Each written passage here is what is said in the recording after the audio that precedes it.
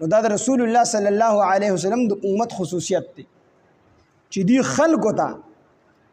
خلکو ته په خپل باندې هم په نیغه لاره باندې چلیږي او خلکو ته هم نیغه لاره ښیي په نیغه لاره باندې خلک هم بوځي د هغې دپاره سبب او ذریعه هم جوړېږي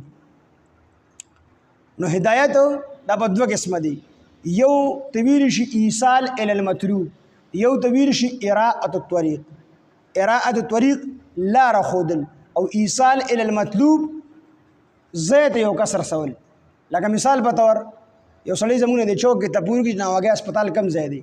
نو موږ ورته وایو یاره داسې نیغ به لاړ شي مخې ته به سټورونه راشي او سټورونو سره چې دې طرف ته وګورې نو د ناوګۍ د هسپتال ګیټ دی په هغې به ورننوځي دې قسمه ښودنې ته لار ښودلو ته اراءة الطریق وي چې صرف ته ورته لاره وښودله او ایصال الی المطلوب څه ته وي چې یو سړی زموږ نه دلته تپوس وکړي چې یاره د ناوګۍ هسپتال کم ځای دی مونږ یې ځان سره په موټرسایکل باندې یا موټر کې کینو او نیغې بوځو په ناوګۍ په هسپتال کې کوز کړو چې دا د ناوګۍ هسپتال دی دې ته ویلی شي ایصال الی المطلوب نو دوه قسمه هدایت دی یو هدایت دا دی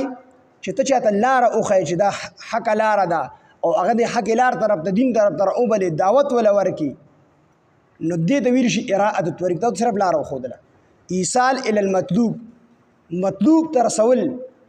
د خاتمه په حق باندې وشي په ایمان باندې وشي نو دا قسمه هدایت الله پاک دی دا د مخلوق په وس کې نه دی دا هدایت خو زمونږ په وس کې دی چې زمونږ یو ورور مسلمان مونځ نه کړي مونږ پسې لړ شو چې یاره مونځ دپاره راځه فضایل ورته بیان یو هندو له دعوت ورکړو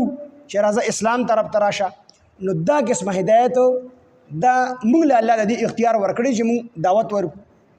خو اوس په دې هدایت باندې قایم او دایم پاتې کول دا د الله جل جلاله صفت دی او دا الله جل جلاله د خپل ځان سره ساتلی دی چاته اختیار نه دی ورکړی کنه د نبی علیه السلام خپل تر دی ابو طالب نبی علیه السلام ورته خفه دی او نبی علیه السلام سره باندې ډېر احسانات هم دي او ورته وایي زما طرفه دی غوږ کې راته دا کلمه ووایه خو د ابو جهل دی نه یریږي یا دې شرمېږي او دوی به تاله سبا پیغور درکړي نو د غوږ کې راته ووایه چې په ورځ د قیامت زه د الله دربار کې ستا سفارش نو ډېر خفه دی نبی علیه السلام نو دی ورته وایي ورواره کو ما ته دا یاره نه وي چې د ابو جهل دی او د وروستو خلک په زمونږ مشران په بدو باندې یادي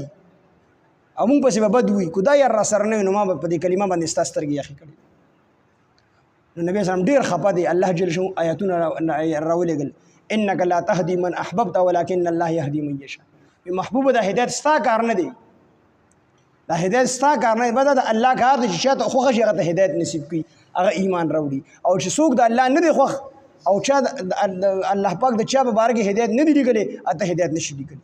هدایت نشي ورکولی نو دا امت دی خلک هدایت طرف ته رابللی شي دا د دې امت خصوصیت